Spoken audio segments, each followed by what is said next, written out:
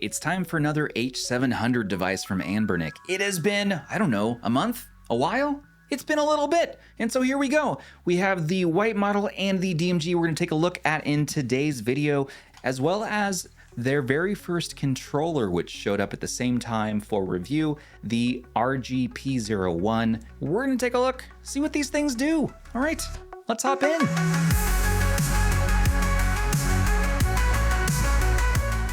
So, all right, ANBERNIC has released a few H700 devices this year. And again, while we're here, we will unbox these controllers.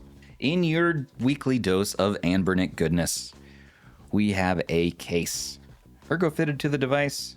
And here we go, the CubeXX. Now, I've been using the, I've had the DMG model for a number of days now, and I've been testing it out here and there. I've been enjoying it. There's now a new Newly OS that we will not take a look at it in today's video, but it is available, and we have an excellent video on our channel from Mr. Todd of Toddtronics, which I will link below.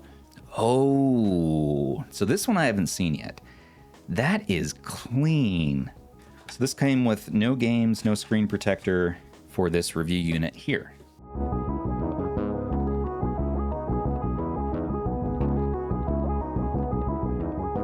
And the first thing I noticed right off the bat is I really enjoyed that they did mushy rubber membrane shoulder buttons. Also, there's a little bit of a grit to the shoulders, and I really like that. You also have HDMI out, USB-C up top, volume up and down. So we have two down-firing speakers here, two micro SD card slots, and then a 3.5 headphone out, which is great. Yes, we're going back to the cardinal snapping sticks, but if you get MuOS on here, once that's ready, the Gamma Squeeze has a fix implemented in there that will go ahead and resolve that issue. Although some people lately have been telling me it's nice to have a cardinal snapping for arcade games, shmups, and the D-pad I really enjoy on this. At first, I was a little wary seeing the floating D-pad. It can be tough to pull that off in just the right way. I'm thankful to say that they've copied the RG Cube in that regard. I believe it's the same D-pad even. And speaking of the Cube, so it is very similar. You have that 4-inch 1:1 aspect ratio screen. You are going to have these two swapped. But one thing I like on this over the original Cube is these are clicky, loud shoulders, at least for the L1 and R1. And to play that in bed at night next to your partner, that's going to be really a no-go. This is beautiful though, and it's higher powered, ergonomic bump outs, has the active cooling, has Android on it. Well, this is rockin' Linux, of course, no active cooling, but you do get those ergonomic bump outs. And just let's take a look at this device aesthetic real quick. Look at that design. I like that. It feels premium. That's one thing I want to say. And look how clean the white is too. That is just nice. Face buttons, mushy rubber membrane. They feel very close to the Cube. They're actually even a little bit quieter if you'll notice. Listen to that.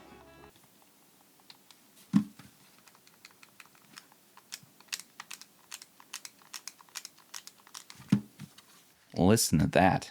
These face buttons definitely are improved. I really like that over the original here. Of course, this has a T820 inside of it, and so this is going to be much higher powered. It's going to be playing up to PS2, GameCube, all that goodness. Well, this will be limited down to PSP, Dreamcast, N64, and most Nintendo DS, but you're not going to be as good performance-wise as the RGB30, which is rocking a RK3566 inside of it, and this, while a little bit more powerful, is definitely a bit more janky. The next step up in power is going to be the A1 Unicorn from ZPG, coming in about 120 bucks or so, in the Cube about 140. Now this has a G99 inside of it, and so, you know, this is kind of in between this and this. You know, this is kind of in between RGB30 and the Cube. The other device with the 1:1 square screen is going to be the RGB20 Pro by Powkitty, and this one I really enjoyed, by the way. Beautiful 4-inch display, but loud, clicky shoulders.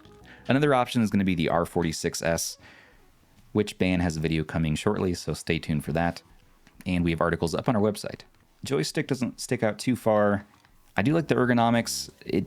In my testing in the last few days on my other model here, I did notice a little bit of hand cramping, depending on hand cramping. If I tried to hold it just there, I often would hold it like this, or maybe hold it like that.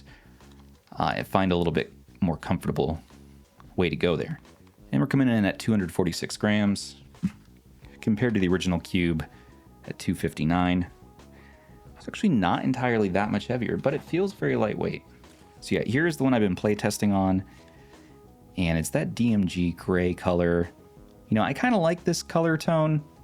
It's one I was starting to get tired of, and so I haven't had this colorway in a while, and I don't mind it so much. Yeah, the red buttons are nice. I'd like to put the red buttons in the white shell. That'd be kind of fun.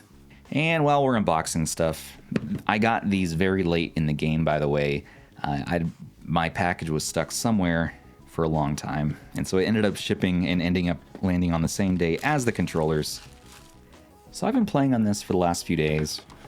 Their first outing with the controller is not too bad. It's actually a little smaller than I thought. This is very reminiscent of a Nintendo Switch Pro controller or an 8-bit DOE or a GameSir, but really no complaints. It does have 2.4 gigahertz as well as Bluetooth. You can play it wired as well. You have 2 Hall joysticks, RGB lighting. It's a little funky to see the skittle buttons against this particular color tone there, but more or less works. You have soft, mushy rubber membrane shoulders. Todd was telling me his unit did have a sticky right trigger after a little while, and so I'm going to stay aware for that. So far mine has been okay. And I like the texture they have here on the M1 and M2. You have a turbo back there. So this is the P01, and in my testing so far, it does pair with the RG Cube and your PC, Nintendo Switch, Android devices, and again, I think Linux here, so at least on this one. So it's really a no-frills controller. I haven't found any major things so far. You have a mushy rubber membrane D-pad, and it's a little noisy on that pivot there. But the sticks have been solid. No cardinal snapping. Here's the Aveeno Baby Lotion. Pair color-wise nicely with the 28XX here. Yeah, and of these two color options, I definitely prefer this one. I don't know about... It's cool, I like this. I think my kids are really going to love this style, but yeah, I don't know. I've been using that one. And this one has that same kind of funky noise when you pivot it hard. I like the purple joysticks on that. Ooh. So here's your dongle. It's a little bit big for my preference. You know, some of these brands will make them a little more half size. So this might stick out a bit. And so what I've done here is I've taken the card from my 40XXH. This has games on it, and this has the latest stock OS from ANBERNIC. So booting this up, you'll notice that you have these loud, clicky sounds. Turn those off. And also I wanted to say I haven't noticed any light bleed, but let's go ahead and dial up this brightness. And it is a gorgeous 4-inch panel on this one. So clean.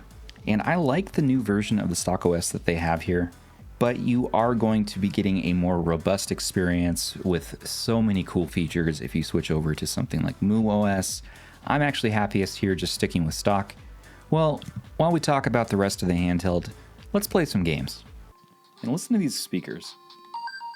So they're down firing, no real bass or anything to notice, but the mids and the highs are nice and crisp. I just don't like that it's down firing, so you're not going to cover it with your hands, which is nice, and your hands should redirect that sound towards you if you're going to hold it like that. But we always do prefer to have them front firing when possible. They can sound a little dulled down here. Hey, I got past that part first try. If you've been watching the podcast lately, I've been struggling on my 35XX SP. But I did finally beat Celeste in its entirety on this handheld. Just took a little bit of help from Ban teaching me what to do. But this D-pad, yeah, is very Celestable. You know what? This is a great opportunity to demonstrate the controller a bit. Yeah, I would say the controller, I don't like the controls as much as the handheld, that's for sure. Those face buttons are a little bit short for my liking, and they're a little bit loud. And the D-pad itself, it feels okay. So Pico 8 scales really nicely to this 1x1 screen here. I mean, it just is a 1x1 system, and so I mean, it just looks great. You're also going to really enjoy Game Boy and Game Boy Color on here. as well as some 4x3 systems that scale to 8x7 aspect ratio like SNES and NES. Now here in stock OS, they're going to have default bezels, and you can make the screen a little bit bigger if you want to mess with that. Oh, I love these shoulders. That's one thing I really like on this. I really like these soft shoulders.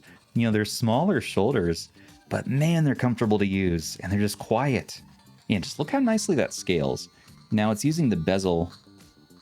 It's using the overlay, a little real estate for the overlay, but not much. Colors come across really nicely here. I'm liking that pivot. I'm liking that pivot. Now, I've mostly been using this to play Pico 8, but it serves really well as an SNES machine. The only systems I was a little bit annoyed with was starting to play some regular 4x3 like PlayStation 1. It just looks a little odd to me always on these 1x1s to have that up and down vertical, to have those bars up and down. Look at that Game Boy bezel.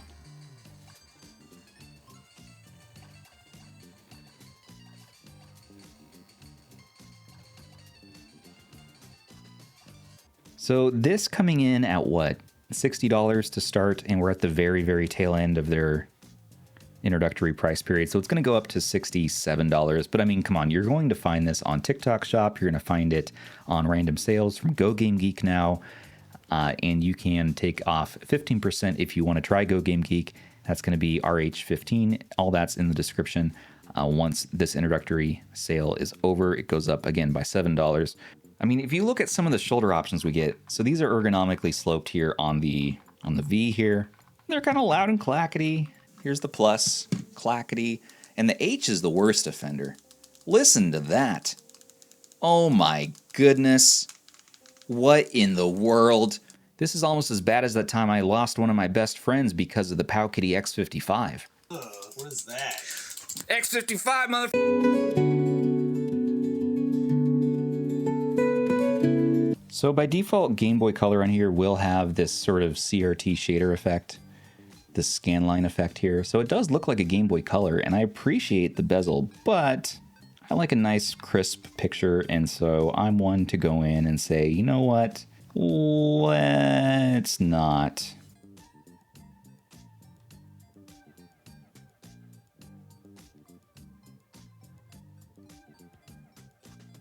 So yeah, those are the only systems that I actually would really focus on playing in this device for myself. You know, you're not going to be having the best experience anyways on N64 and Dreamcast, and so that's really not my focus. But you are, another system you're really going to enjoy would be something like a vertical shmup.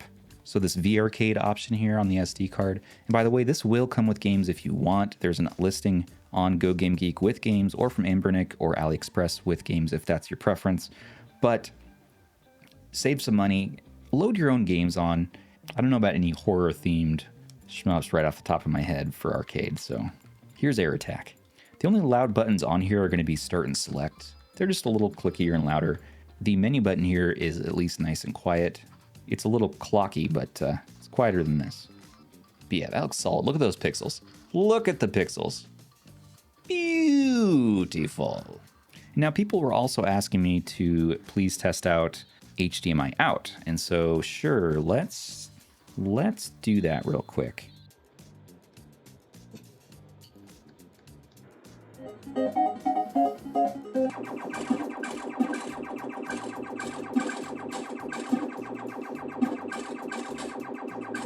And folks wanted to see Nintendo DS with side-by-side screens or up and down screens on this display. Is it usable for that? And again, Nintendo DS on this chipset may not always be the best experience, but you should be able to play at a 1x resolution for the most part. On a Resident Evil theme, let's take a look at Biohazard. So here you go, Nintendo DS up and down. They have a silly bezel on the sides. I would say this detracts a little bit, although with the white shell and with the brightness down, it doesn't look too bad. So it definitely is itty bitty and too small for my liking. So if that's not too small for your eyeballs, all right. And to upset my friend Rob, the Retro Tech Dad, here is Mega Man Maverick Hunter X for PSP at the correct 0.10 aspect ratio, of course. Oh no.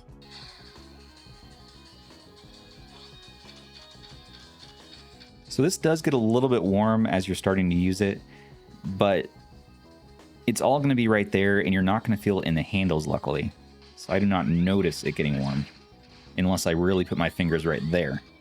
So there is what the actual resolution of PSP is going to look like.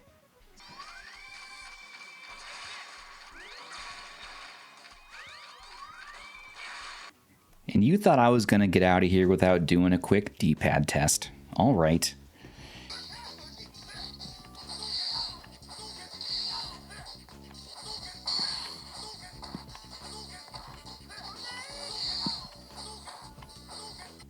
All right. Let's wrap up. So, what are your thoughts on the ANBERNIC RG CubeXX? Is this one doing it for you? Is it your favorite H700? Are you pre-ordering this? Have you pre-ordered this? Let me know in the comments below, because this one, I have to say, is probably my favorite of the bunch so far. We need to wait a little while and keep testing to make sure this isn't just recency bias or something. And stay tuned for the deep dive review on our channel from Base Derek. We did have this RG Cube. Goes for 140 bucks, this one more in the under $70 price range. Of course, you're going to get 8 gigs of RAM in here, 1 gig of RAM in here, so realize that it is much lower powered, as well as the chipset, of course, having that H700. That does bring that price point down, which is nice, and then you can enjoy a slew of retro games on a unified operating system like MuOS, like Newly, like MinUI. Maybe even we'll see Garlic on this, I don't know. Modified stock, and you know what? I'm pretty cool staying with stock as well, but I'm going to be exploring MuOS more, so do stay tuned for that. Now, on the other hand, these controllers. With the internal team reports of not one, but 2 controller failures on the team from 2 different reviewers, Jelanimal and Toddtronics. Jelanimal's issue ended up being that the character would walk on its own in some of his games. He's going to keep testing to make sure that that's not just a software thing or some configuration. As well as with Todd, he found that his right trigger would stick. Both these controllers so far in my testing have been okay, but I have not dived deep yet. And so I'm going to share more on our weekly podcast, which you can find on our channel under the live stream options. And that is every Monday at 6 p.m.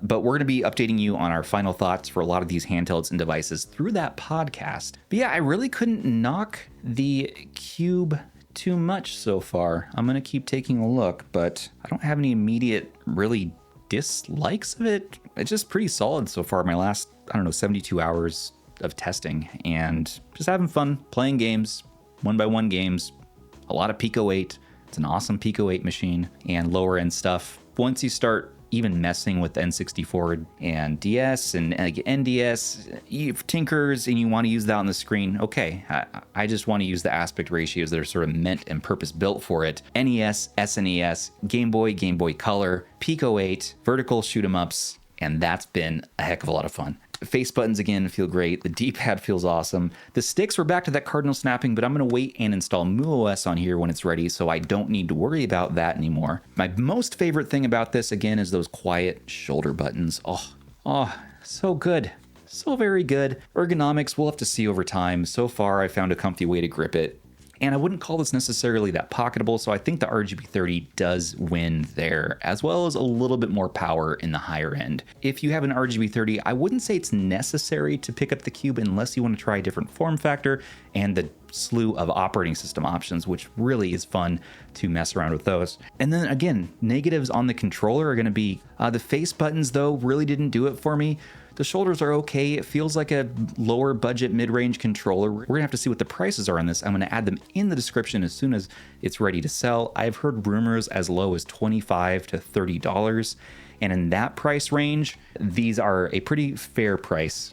D-pad, strange sounds. RGB lighting, kind of fun. Hall sticks, feel good. Mine don't have any particular issues. It's just, I'm very, very spoiled having the Tarantula Pro from GameSir and the 8BitDo Ultimate 2C, the Ultimate C controller, and of course the Ghoulie kit, King Kong Max 3 Pro. And so ANBERNIC, awesome job at first outing trying to make a controller.